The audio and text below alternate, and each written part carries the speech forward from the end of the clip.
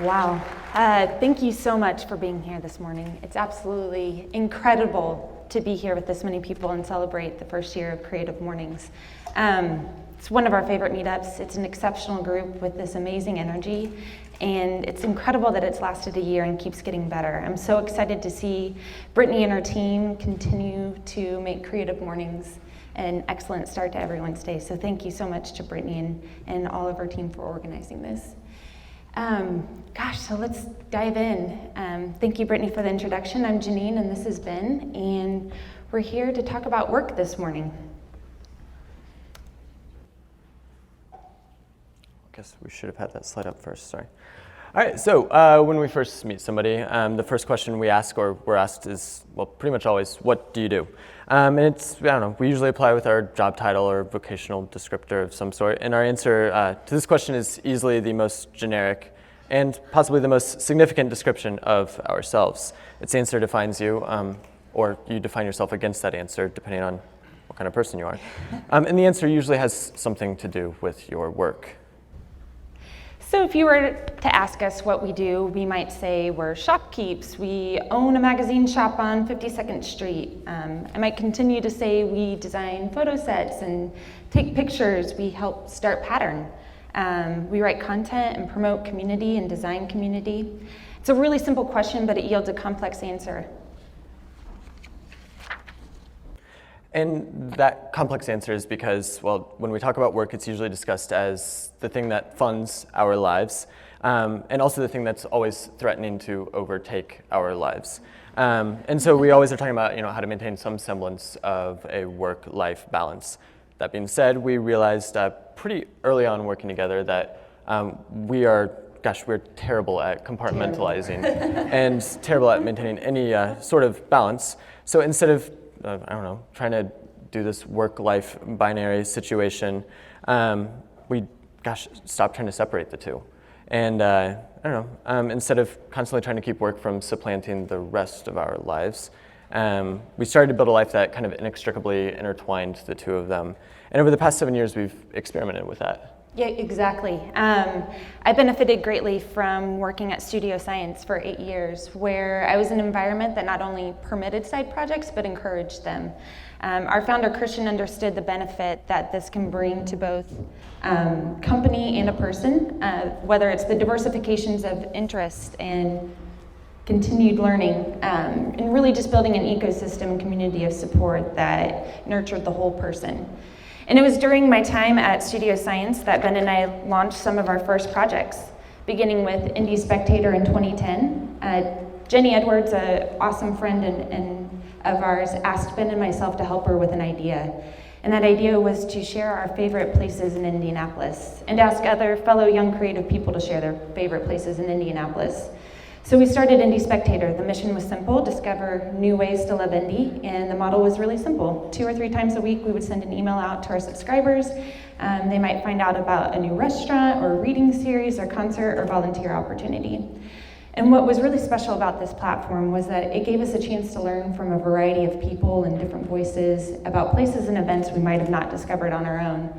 Indie Spectator really became this community that not only communicated online, but connected people in physical locations. And we loved that. It bridged the digital and physical worlds that we all exist in. When we were doing Indie Spectator, we didn't necessarily see it as building something, rather more just falling in love with the city around us, researching it, sharing it, discovering new things. And it was in many ways that because of Indie Spectator that we got involved with organizing what would become Pattern in 2011. And with Pattern, the aim was to, it was really to create a community where there was none. So it was to gather, the various collectives and individuals and people that had an interest in fashion and bring them together as a I don't know, significant, measurable group of people. And so we started with a series of meetups. That was how Pattern started, that were free, open to anyone and everyone. And the hope was that this, I don't know, sort of nascent community would build momentum by engaging with people outside of it. A sort of gravitational pull that would bring together like-minded creatives and creative movement that would allow more people like that to flourish and grow in Indianapolis. And then after the meetups were started and Pattern was kind of going as an organization, the magazine was started. And it was intended to highlight and showcase some of the burgeoning talent in Indianapolis. Its purpose was to act as a supplement to the meetups, and it succeeded. It's now preparing its 9th issue. And the meetups have grown from small gatherings of like a dozen people to over 1,500, people, members of it. So, and they also have their workshop down on Mass Ave, and they have a makerspace coming. So, lots of great things. With all this newfound momentum with Indie Spectator and Pattern, we wanted to be intentional, not about just maintaining it, but also growing it. For Ben and I, we find that energy when we travel, getting ourselves out of our circuits and our rhythms, and immersing ourselves in something that's unfamiliar. So in 2013, we initiated an adult study abroad and called it Indie by Paris, where we lived and worked in Paris for a month. We invited a couple Pattern folks to come with us to take photos, visit accelerators, get lost in museums, street watch from the corner cafe. And in the end, we were kind of shocked about a couple things. One, how radical and inclusive Pattern still seemed, this thing that we had started all together. But we also were inspired by a lot of other things. And what Ben and I found personally influential was the abundance of these new retail concepts, places that resisted being binary and rather existed as these multi-hyphenates, like Merci, a clothing home goods boutique that also had a used book cafe with all the proceeds going towards their charity. And the sweatshop, where you could rent sewing machines by the hour and enjoy conversations over a piece of cake and take a class or two. Most significantly, though, we discovered a place called OFR, and this was a periodical shop, gallery, and event space. And yeah, that was really what inspired us to start PRINTtEXT was, the stories and experiences. It was just a few months after that we started tossing around the idea of PRINTtEXT, and then it opened. Actually, we'll have been open almost, it'll be 2 years next week. To the date, We took, what the most basic business idea was a retail brick and mortar store, and made it an extension of our home. So it was like the physical manifestation of our lack of separation between work and life. So kind of blending them. So it's a living room for discussion, it's a reading room, it's a place to throw parties and celebrate and do all sorts of fun things. It's been really incredible over the last few years to see PRINTtEXT become a hub for different communities. So whether it's, meetings of CreativeMornings people or, David Brainerd Binker's Periodicals Club or Indie Girl Gang or political theory discussions, Soft River readings, and commercial article lunch party, hopefully another one. It's been really incredible to watch that. Absolutely. And although we had worked it into the model, I'm still surprised by the serendipity and spontaneity of the visits and all these people that come in to see us.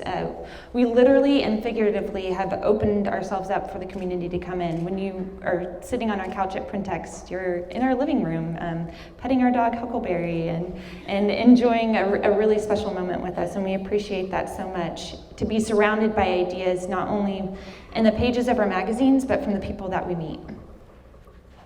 Yeah, it is. It's that duality where everything we do serves two purposes, and both those purposes are the same. So everything is a part of our work, everything is a part of our life. It's kind of a patient version of everything at once at all times. So, yeah. So as we've been starting these businesses and building these communities, we've discovered something really exceptional about Indianapolis. And it has some particularly conducive qualities that have allowed us to do all these things and hopefully many more to come in these years.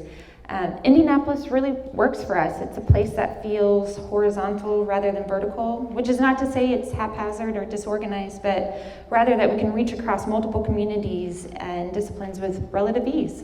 I mean, it's a place where, Paulina, with the new issue of Pattern, can find the mayor and get a photograph with him for every issue. And it's a place where, the best line cooks in the city get together and work together to throw these awesome dinner parties. I don't know, it's a place where Creative Mornings gather, and it's we all know each other and care about each other and know more than just, oh, you work at blank or have your business card in our pocket. It's pretty wonderful.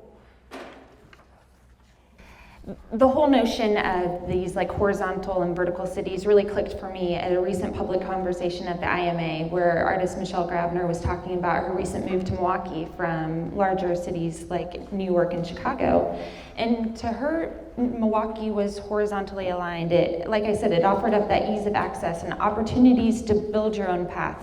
And that was really key to us. We felt like in Indianapolis we had found a place where we could carve out our own path rather than just climbing the ladder that had been laid out for us. The people and the resources and components that we can work with here in Indianapolis are absolutely incredible, and it allows us to customize and configure them in a way that works well for us as individuals. And for me and Ben, living in Indianapolis means we can seamlessly engage in so many different communities at various levels. Yeah, and even beyond this access and community that propels our endeavors, I don't know, this is some basic things that Indianapolis has allowed us or afforded us to do, made possible. I guess allowed is not quite the right word. Yeah, I mean, it's affordable to live here. It's pretty low cost, so we can live above our shop, we can work down there, we can travel, we can, do things like Indie by Paris, we can go to New York Art Book Fair, we can, I don't know, it can be kind of liberating to live in a place like Indianapolis where you can afford to do that. And it's really interesting to think that this life that we're building is also being played out at an even larger level. I think it's safe to say by now that the internet has forever changed the way that we work. But seriously, Ben and I have greatly benefited from these changes in technology and the connectivity that it's offered us to do gig work or freelancing and have that be a viable option in a way of life. Yeah, and for the store, those things are important because with things like Instagram, we're able to connect with editors and photographers and customers and participate in a dialogue that would not have been possible, before all of that. So with all of these connectivity options and resources and the freedom to customize, it can be super overwhelming. There's so many choices to make, and how do you keep it all in line? How do you make sense of it all? How do we build something that works? How do you know when it's time to move from point A to point B and keep your work working for you? Yeah, and how do you know when to stop things? And that's become one of the most significant things for us. So back when we were on this slide, which I don't know exactly how to go back to, but the one that had the timeline on it, you'll notice not all of those things still exist, or if they do still exist, not all of them exist with us involved with them. So Indie Spectator, that started in 2010, and about 2.5 years ago, kind of went into semi-permanent hibernation. And that's because when we started it in 2010 with Jenny, there was really nobody else doing it. And now, today, there was, We Are City's already come and gone in that time period. And IBJ 8 to 8, one of my favorite morning newsletters here in town, is really wonderful. But those didn't exist then.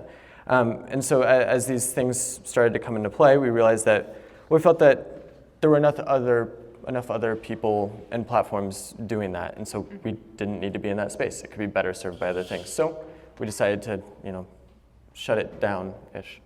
Move to the next thing. And I think we also realized that the time and energy that we were investing in things like Indie Spectator could be more impactful elsewhere. And we would later have the same realization with Pattern, which we helped start up. After spending 4 years working with Paulina and the team to grow it and recruiting an incredible team of volunteers, we saw that it didn't need its training wheels anymore, that it was doing great and it was flourishing. And PRINTtEXT, on the other hand, was still learning how to walk and talk. So we made the shift from daily operations and decisions with Pattern and turned that energy to PRINTtEXT.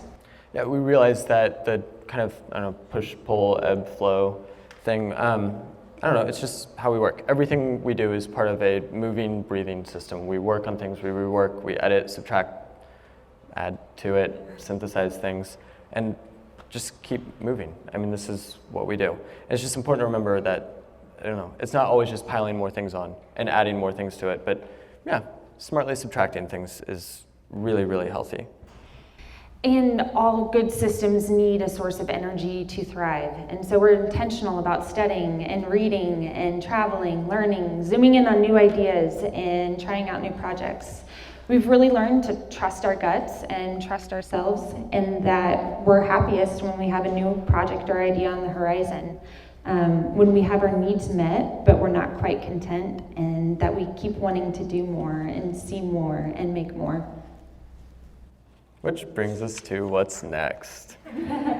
Yeah, so perhaps most significantly in 2016, we're going to be combining some of our favorite things. So, I don't know, community dialogue and politics and printed matter, and it's all part of this thing called the 75 Less Than 100 project, which... Yeah, I'm so incredibly excited about this. Less Than 100 is an idea started by Alana Schlenker, a Pittsburgh-based designer that we've met through PRINTtEXT, and it's through this incredible and really simple concept that Less Than 100 aims to make simple and tangible the persistent gender wage gap through a pop-up shop that offers the work of exceptional women artists and makers and pricing them to reflect the wage gap of the location. So basically, pay what you're paid.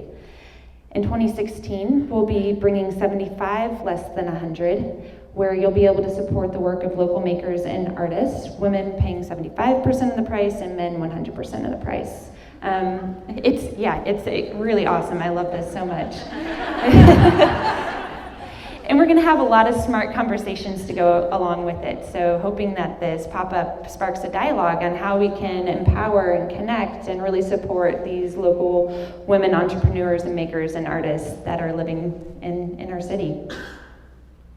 And also, not a part of the 75 Less Than 100, but in addition to, we're also working on a city guide, which we're really excited about. So it's, it's going to be a chance to highlight people, events like this, places, amazing restaurants, and yeah, we're just super psyched about that. So we might be reaching out to some of you for suggestions and things like this. And we're doing it in partnership with Commercial Artisan, I almost said Commercial Article, Jim and John Shawley and Michael Kaufman. So that'll be coming out next summer. So it's something to look forward to and that we'll be asking for your help with. Yeah, and it's pretty exciting. It's almost, it was fun when we were working on that timeline because it almost felt like we looped back a little bit and started to loop in some of that Indie Spectator experience, and everything kind of comes to fruition. It has a cycle, and I think that's what's been most important for us about work is there's rhythms and it's life, and you really just have to figure out what's sustainable for you.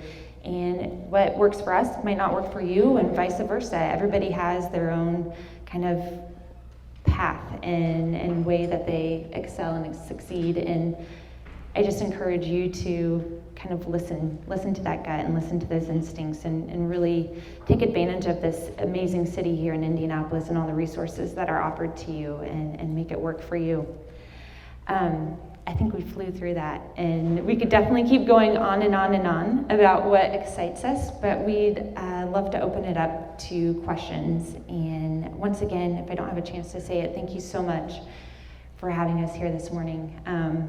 Gosh, I'm getting emotional just seeing all these awesome faces in the room. Thank you. But I'm not getting emotional, so I'll answer your questions. Beauty of teamwork.